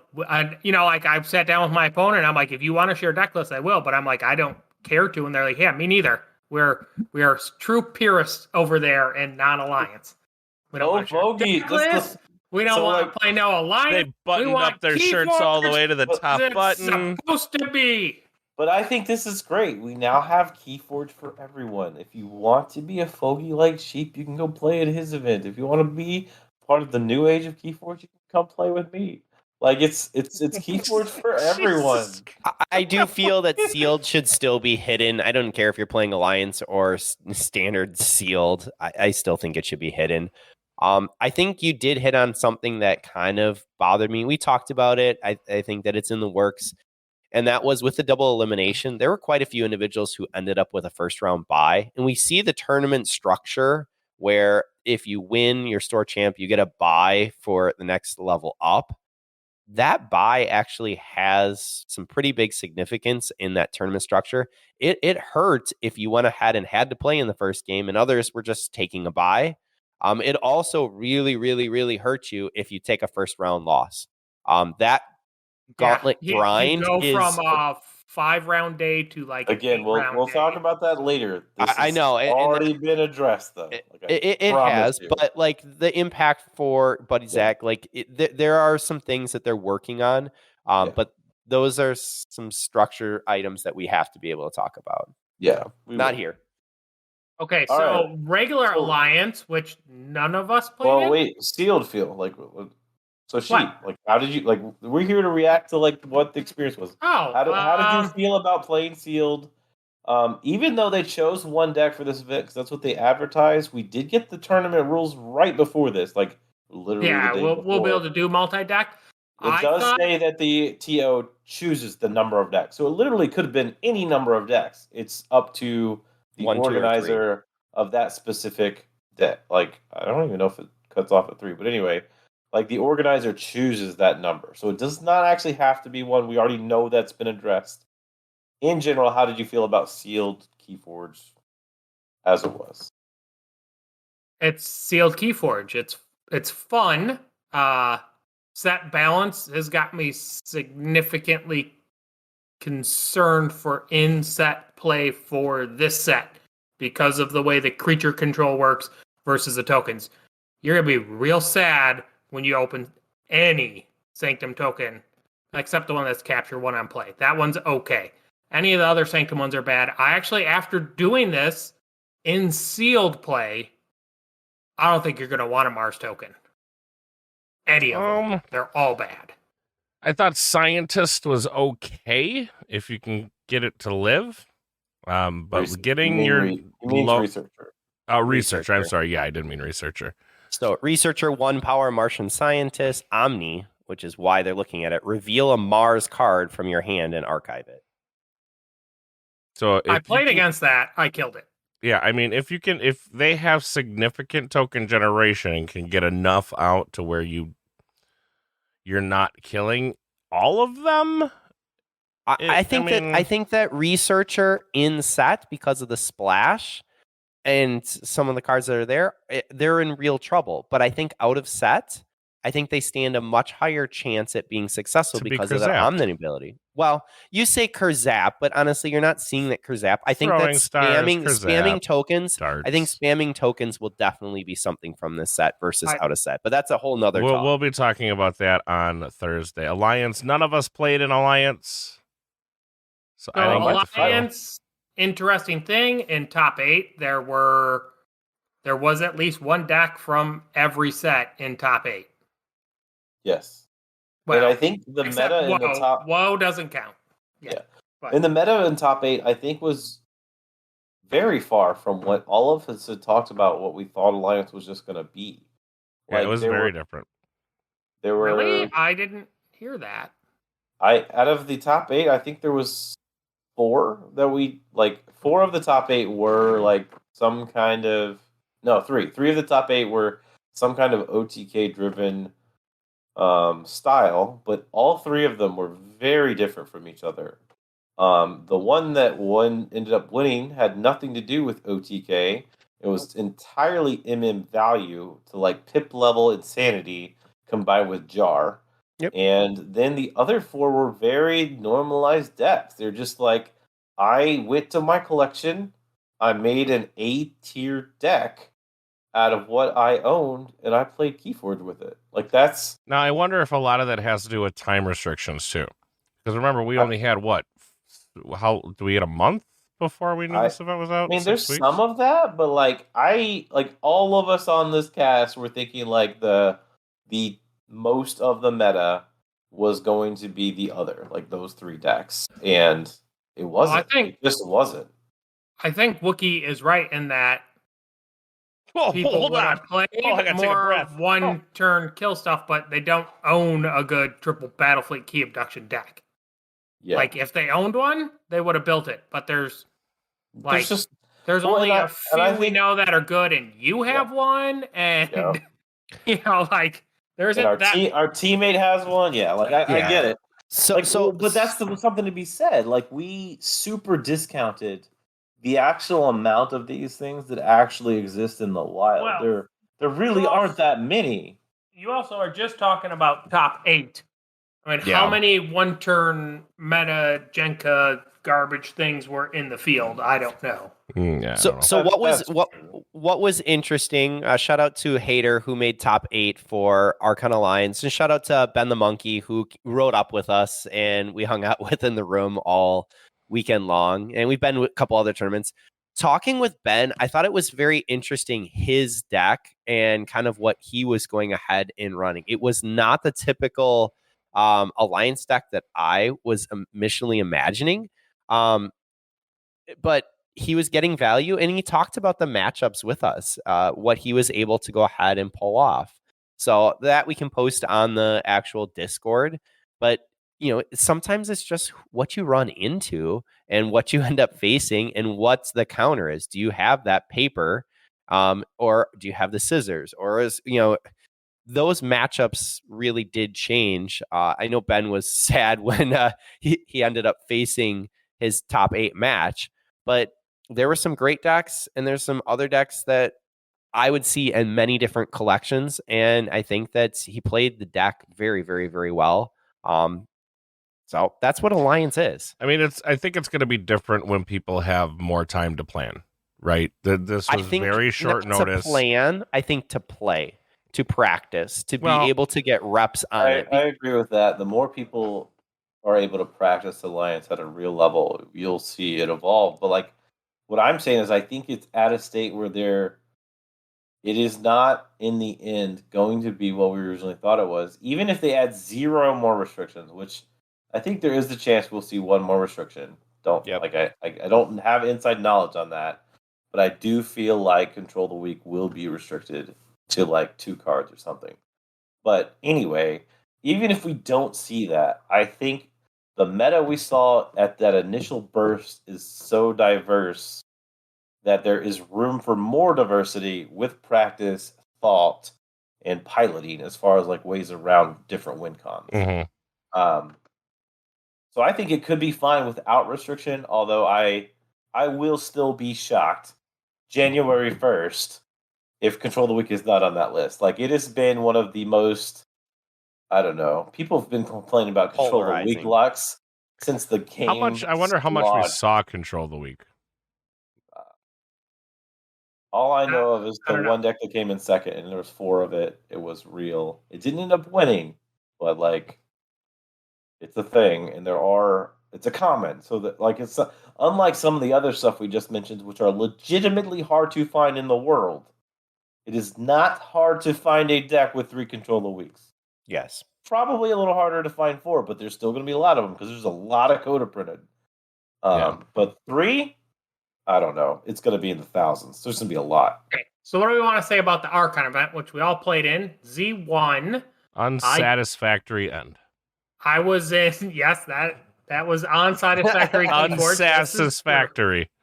Unsatisfactory. That's nice.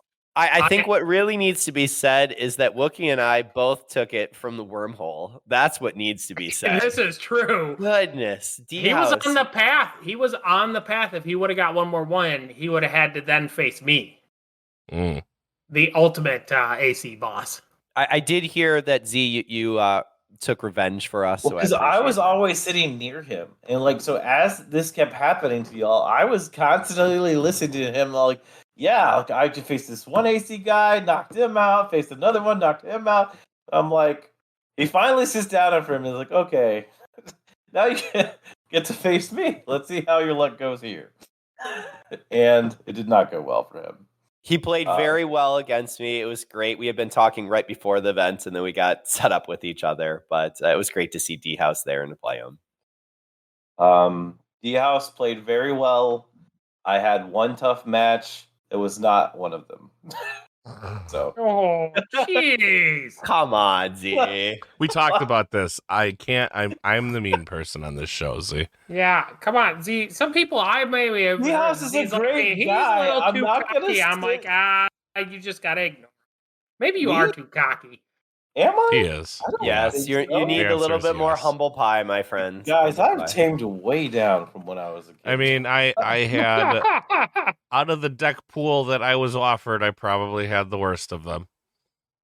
I did. Left the Cloud is not a bad deck. No, nobody said it was a bad deck. I'm not. That's not at all what I'm saying. But out of all the pool, is amazing. Out of all the pool, it's good deck. But D-House was running, he called it his party trick deck, but it was his Saurian key charge, so a Maverick key charge in Saurian with Brachus. It was a lot of fun to see, and he pulled it off with excellence. I did not have the board control that I needed to deal with, and he definitely took advantage. He saw that option, that line, and that was the difference. So I give him credit. He played the deck well, and I didn't play and draw what I needed to, so GG to him, and he took it very far. So there's nothing against him. That was me. I literally did say he did play very, very well against me. My deck teched very, very good against his deck. I guess I do need to clarify that. Like, I was playing a deck that was very, very strong about a combo that he was trying to pull off. It would be very, very hard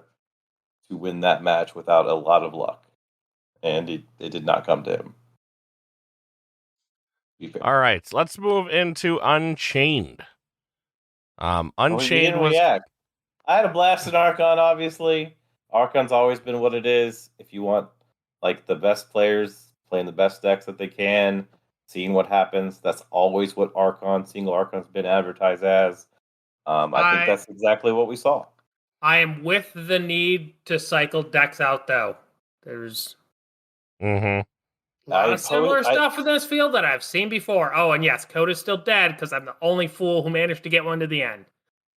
The two decks that made top table were never seen before in competitive play. I could have gotten Donovan to the end. Maybe not the end, but I think I could have fared similarly to what you did. I'm just saying I'm the only fool who did it. Yes, Donovan's I believe real two, dumb. Yeah, I got lucky. Donovan's Knuckle Dragger Keyforge. Play cards, win game. Thanks. I mean, it is though. Like, it is like. I mean, there is. Now who's throwing crap? Donovan's a real good quadrugene job deck, but like when playing it in Kansas City, I was like, I don't even feel like I'm playing the deck. I feel like the deck's playing me. Like, just play cards and it does stuff.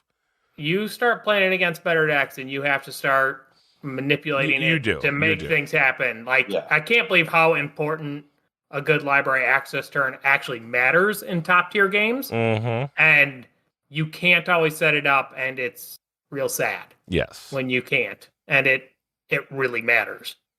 So it was an interesting day for me, but yeah, only one Coda deck made it into top 8. No DT and no AOA made it to the top 8 there. Shocking. Yep, shocking. I know they were in the field. They didn't make it. All right, Unchained. Unchained was I want to say more of a casual format, I guess. Yeah, for sure. You kind of found a person to play. You had your little card out. Tons of people were just like, want to play Unchained, and you kind of did, and then you reported. I don't even know what I want. I was more focused on getting all 4 of my decks. So here's the only I didn't open a good deck. I opened 3 decks with Brobnar. They all had 2 of them were World Crides Brobnar, which included NARPs. Yes. And my third one was triple AOA, triple your guy can fight multiple times garbage. Into the fray. Triple into the fray. Oh yes. The power that I had. But that deck also had Equidon, and Equidon was pretty good. I finally won with that one, but I went 0-5, and then I won the next 4 games before I finally got my 6th loss to go and get my last deck. And then I felt like I had absolutely no reason to play Unchained. Because Z's on, at that point, 17 or some wins. I've already got all the losses I can get decks for, so there was no incentive for me to play. This is where the next thing we're going to talk about is Second Amber, which I happened to do good enough in both events. But had I done poorly in an event, and I'm sitting there with a sealed deck that didn't win games already, like, what incentive is there to me to play in Second Amber when I already have the poor deck, when there's nothing for losing at that point, right? If you lose in Second Amber, you get nothing. Once I had racked up all my losses I needed for Unchained, I no longer had a reason to play because I could get nothing for winning and nothing for losing. Well, Second Amber, there's always the chance you win the game, but like if you've got bad stuff, you don't, like especially in sealed, like you don't want to go play Second Amber sealed with a bad deck again. So I think Second Amber needs some work, but I will tell you that when it came down to Unchained, I don't know if I was playing like there was no incentive for me to play good Forge or good Keyforge. There was more incentive for me to just kind of fucking wing it and see what happens because I want new deck, right? I want all 4. It I wasn't don't like know. Z where I was like, I'm gonna start real good and I'm gonna nose grind to the end. And he also pulled something absolutely busted deck one, so I mean that I'm sure doesn't hurt anything. For Unchained, guys, was there not a second and third place though? There was. Yeah. Okay, so I Okay, mean, but there's that still was there like- is still something to shoot for, but No, he may Sure. not be there. No, there wasn't. There Not wasn't. when Like, you're I don't feel only like there was- at 5 wins on Sunday, and third place was 17 at that point too, or whatever it was. It was Yeah. pretty close. Like you knew you were. It's pretty easy to know you're out for racking up first, second, or third. I agree. So I'm just saying, like in this kind of event, to entice continual play, like they should have had like I'm fine with there being a first place and even a second and third place prize, but then since they were doing tickets and handouts anyways, like why not be giving those out for wins and losses in that Yes. to keep playing? Like so maybe they only give out 4 things and still your chances are super low to get anything, but at least you have a reason to play. Well, and Right? again, like I'm wanting my decks. It's Sunday. I've only gotten 2. I've only gotten 2 by that point. Yeah. So I then want you're I want my 2 incentivized- more. So I'm very incentivized to lose. I So could I not mean, I'll lose tell on you Sunday. there was a couple of games there that like I probably could have pulled. But I just was like, but why? Like I need the decks. So I- here's my suggestion. With the tokens with the tickets that you'd get for second amber, just do that for whoever loses. So you have a chance No, because now you're playing to lose. Yes. So then go ahead and give them what? 2 tickets if you win in 2 one tickets ticket if for you a win, lose. 1 ticket for a loss. Yeah, I Do you know what I mean? that So makes there's sense. a random there's a But random drawing. before we get into that, let's talk about second ember a little bit, right? Wait, like I didn't get to talk about Unchained. For Oh. me, You talked about Unchained. Yeah, you talked about this was Unchained. the most fun event I've played in any. Yes, group going ever. 23-3 is way fun. We understand. Okay, nobody's. I got we to get it. meet 26 people. I got to see 26 crazy wild decks. Name that I them. would not Give have us been all their encouraged- names. I want every What? single Why would person. 20. I can't give you one name. I don't care Exactly. about- Well, you I can don't because you and I don't played. even know the name of the deck I played. I never even read the names of decks. It means nothing to me. Okay, so I mean nothing to you. So, Thanks. See, so you and I played. Here's a thing. what's your name? Yeah, exactly. So second ember. Let's get into second whatever. ember. So second I think ember. it was great. It was Oh my genius. God. Thank you, GG, for making this an Well, event. I I hope think- to see it revised in some kind of way in the future. So you're hitting on something that's key to Sealed Keyforge is you get something that's fun and good, you have a good time. You get Something junky total- and bad. you get a turd and you don't have fun, right? You're That thinking is about your life part of it, choices. which depending on the length of the event, like in a 3-round event, it doesn't matter. You get the turd, you play it for 3 rounds, you go home. But in something this big, right, or on chain where you could play 26 games in a weekend, like getting turds makes it sad. So then they have to have a reason for you to play your bad decks, right? That's my opinion on the situation. And as now we go over to second amber, which did anybody here actually play a second amber game? I did. I signed up for one to get a deck, but I did not play. I signed up for a sealed alliance to get my 2 decks. And even when I signed up, Jeremy's like, "You're never going to play this, are you?" I'm like, "Nope." He's like, "Well, okay. Give me my 2 tickets." So, I mean, they knew Funny, he people knew you were wouldn't just be signing playing up. Well, yeah, he I just- mean, of course we were. Like, I played 1 second ember game, and it was against JM. So, I mean, you know, so he I was see there. their We were talking.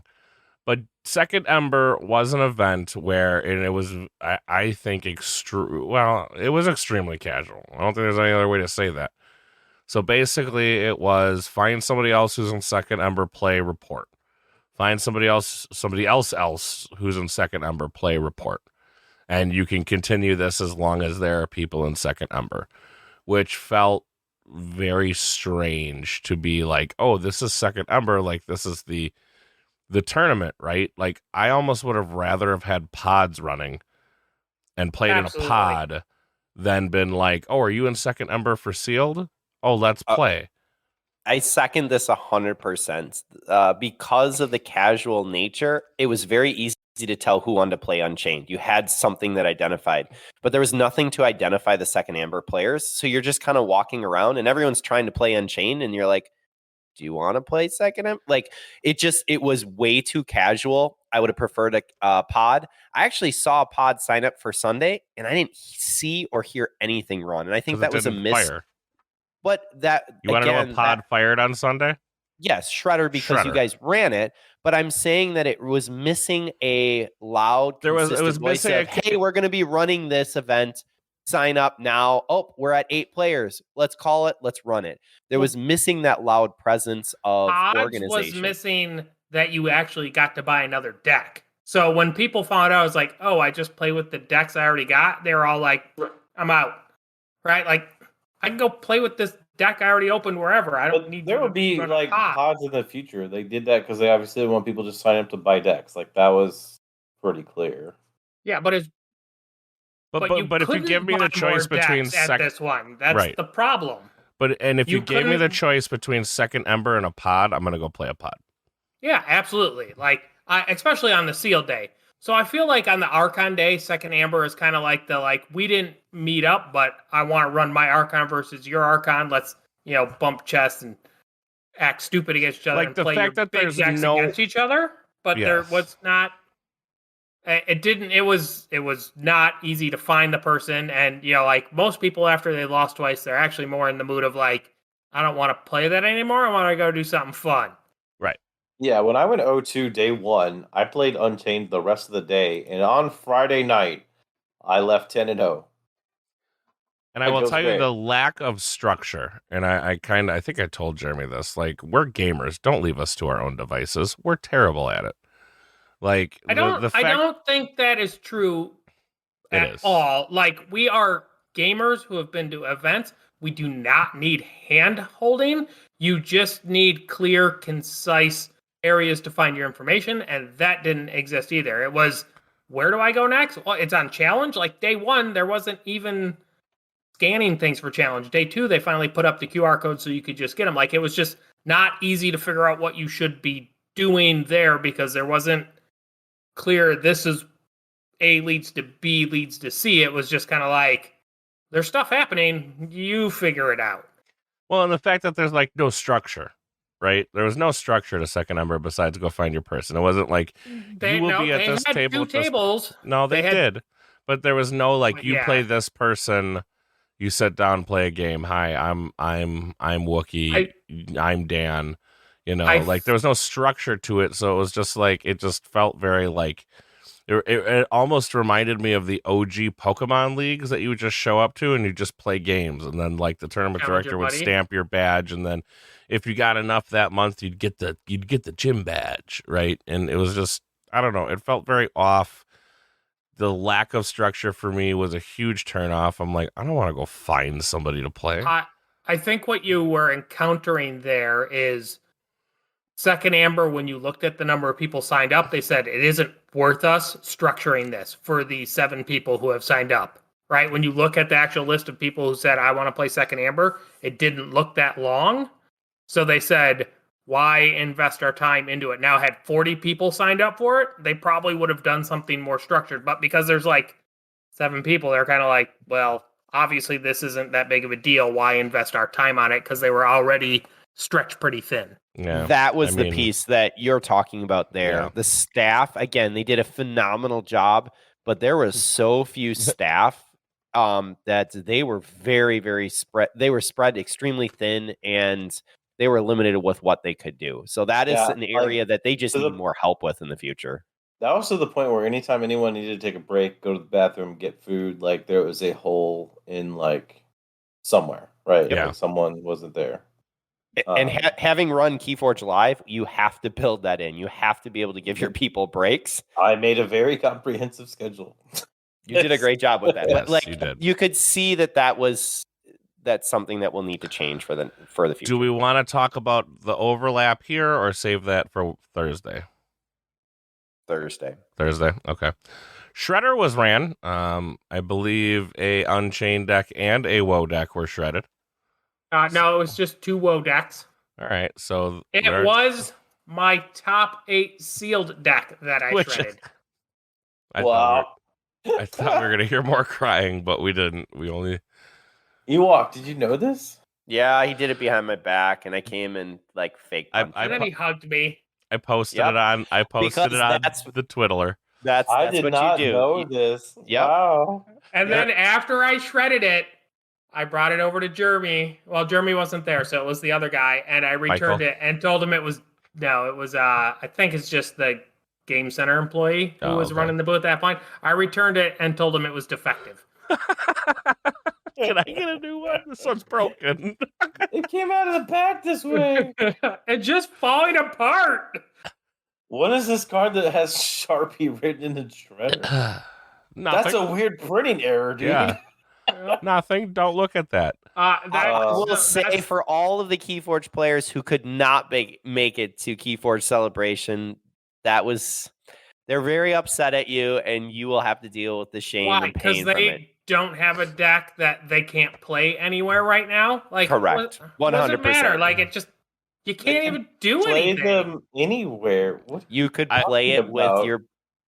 I did you post. you have local frenzy. The rest of us are in nowhere land, and we play online, and we can't play our decks online. Well, made a choice. I'm sure that'll be fixed at some point. I did So- post the deck. Oh, there's a video of some sort that X-Ray must have taken. I did post a picture which was almost too perfect. Somebody had alerted JR to the fact that decks were being shredded.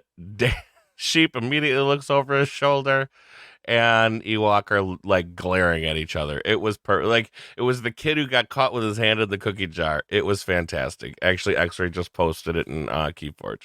It was pretty good. But no I'll one was post it on our punched. Instagram too. We have an Instagram now, guys. Did you know that? And yes, actually, we give the shout out to Yo-Yo Milkworm. Oh. He shredded the first WoW card. He sure did. Whoa. Face punch incoming. Yep. Keyforge Adventures. This was happening all weekend. JR, you had met a Keyforge friend that literally all they did all weekend was jam Keyforge Adventures Yeah, games. I Talk to was us about actually that. surprised. There was a very different crowd that was there. There was an individual that I met, happened to be another teacher who had taught. He was one of the local guys from Minnesota. But previously, the previous year, he had been teaching over in Japan, and just nice conversation going. But him and his two buddies, they were crashing. They didn't play a single alliance. They didn't play a single Archon. And so I do think that Keyforge Adventures has a place. That's what him and his buddies played. And there was a nice, steady flow of individuals playing Keyforge Adventures. So it was pretty interesting to see how that was kind of being run. GG did run into a little bit of an issue, as if you beat the Key Racken, the goal was to increase the power for the next group. However, they had multiple mats that were laid out, which is awesome. Everyone's able to play. But how that was communicated, again, communication was kind of a letdown. What ended up happening is they told him to go back and start over. And if you're already 40 minutes in or near the end of your game, that just doesn't make sense. I think an easier response is, hey, just add 10 and move on.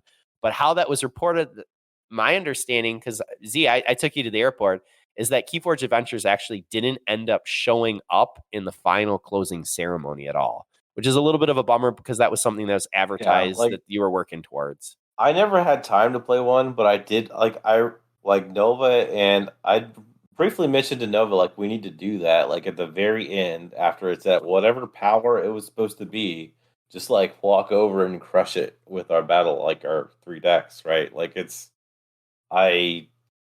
because of when the timing ended, obviously we did not have time to do that. But I did want to try to beat the Kurakin at whatever the final health of the boss ended up being. That is something I was on my list to try. Didn't happen. Timing was a thing. So, oh well. Maybe All right, not. let's get to the closing ceremony. Ceremony is a loose term. I did get to see this. So the closing ceremony, more or less, was these are the people who won, which was nice to a degree, but that was it. I mean, there was some technical difficulties, so we don't know if there was more planned. But the closing ceremony literally was, Sealed Alliance, such and such won. regular sealed, such and such one, and that was it. So there really wasn't much in the closing ceremony. If you missed it, you didn't miss much. That's how I felt. I will intentionally miss it next time. Yes. That's when they'll If do it's- stuff. Yeah, right. Well, okay, I'm willing to risk mine so everybody else can get a You're better willing, closing you're ceremony. willing to risk that hour in the drive home? Because Sheep's not there, it will be all out. Well, unfortunately, there was a little bit of a precedent that was set. I think that the idea of being behind consistently from Friday through Saturday and Yes. Sunday. Yeah. And Z, that puts you in a really rough spot for anyone leaving. It wasn't just you, but there were people waiting for their planes. And honestly, There your were final many people who top 8'd, top 4'd, won that weren't there. Lots well, of them. There were quite a few people like, and that person has already left, and this person has already left, and this person has already left. Yeah. That- So the two things that I would say, if you have main events, you have to be able to play those out. It created some really uncomfortable situations for individuals who were in sealed. They had to make a choice. Am I going to play in sealed top 8 or am I going to play in Archon top 8? Which we will it talk ran about late. tomorrow. I understand that, but that's something that can be cleaned up. And then the idea for you need to start and stop on time. So add extra time, start earlier, no matter what it is, because when someone has a flight, they have to leave. That's what it was, right? I mean, I don't know, because it was very much like, oh, we're gonna start at this time, and it did feel like they had planned like, oh, 45 minutes round, everything will be done in 45 minutes. Moving on to the next one. It's like, I don't know if you know that's not how this is gonna work. We'll talk about this more too, because like we talked about on this show about the timing problems that were potentially going to be there for Friday night, And they were. it's exactly like what happened. I mean, again, a lot of this literally has already been addressed. They were very receptive of this feedback. So hopefully we won't see this again. Unfortunately for me, yes, I did have to catch a flight, and that we will talk about that, of course. This is the second time this has happened to me, because like the last time this happened to me, the final started 2 hours late that day, and ta-da, I was there, had to leave. But anyway, we'll go through all of that. Overall, I think this is our initial feels cast. Initial feel from these 3 days of Keyforge. In total, I think I ended up playing somewhere between 42 and 45 games of Keyforge. It was a lot. I had a blast. Everyone that I talked to was pleasant, excited, hopeful. I mean, I don't know how many other words I can use to say this. Like, if I needed any more convincing that this game was truly back, like this nailed it through and through. I think the future of Keyforge, if it is assuming even half of the things that we believe are already being addressed are going to be addressed, I cannot wait for 2023 and all of the things to come. The biggest thing I will say is that a lot of Keyforge was played this weekend. This brought a community together, which I think is something we desperately needed. Biggest event in the U.S. How many people were there? Second? Did we get a total? Like, how many people were there? I think someone said like 200. But there wasn't. It was 118 and 38 for the one event. So there were 156 and 151. One day was 156 people in the events, and the other day was 151. Okay. And there were like more. Sealed had more than Archon, which I think it typically does. It's usually Friday versus Saturday. Wow. Right. Yeah, but there were slightly more sealed players, but it was 151 and 156 is the numbers I'd come up with. We will talk. I mean, I guess that was all the players that actually played. I don't know how many people actually just showed up and didn't play in anything. Someone told me it was close to 200, which isn't more than Gen Con, but it would make it second to Gen Con. Yes. But we will go over more of some of the things that we found out over on Thursday's episode. I want to thank everybody for taking time out of their week today. Because we want to give the breakdown of the event and kind of our initial reactions. Now we'll get into some, the good, the bad, and the ugly is probably on Thursday's episode. And again, like Z said, a lot of this is already in the work to be fixed. So I don't know, take it with a grain of salt. But I think everyone was a little rusty. We haven't had. GG's never run a Keyforge event before, so we kind of got to give them some slide there. We had 2 judges, which I know have judged before, but I didn't know either one. Marcus has been at a lot of events. Has he? Oh yeah. Mhm. Yeah, I didn't look familiar recognize to me. Marcus as a judge. Yeah. Yeah, he didn't look familiar to me. But either way, like, even then, you got to cut them some slack. When's the last time they judged? 2 years ago? This is true. So we got to cut them a little bit. No of one slack. has ever judged WoW, right? Like, Right, which was another problem that I kind of foreseed happening because, like, are all the interactions fully tested? What happens when an interaction comes up? And we don't know what happens then. I guess, again, we'll figure out. We'll get more into the good, the bad, the ugly come Thursday. So, guys, that's going to do it for us this week. Anything else before we get out of here? super I'll take pumped silent. for the future of Keyforge. Let's Yeah. go. All right, let's go. And we'll see y'all actually on Thursday. May the forge be with you. I used that in a tweet today. Oh my god.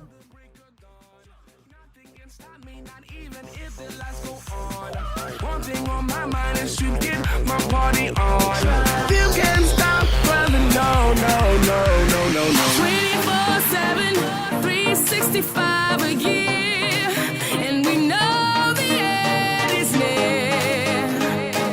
You can't stop me, no.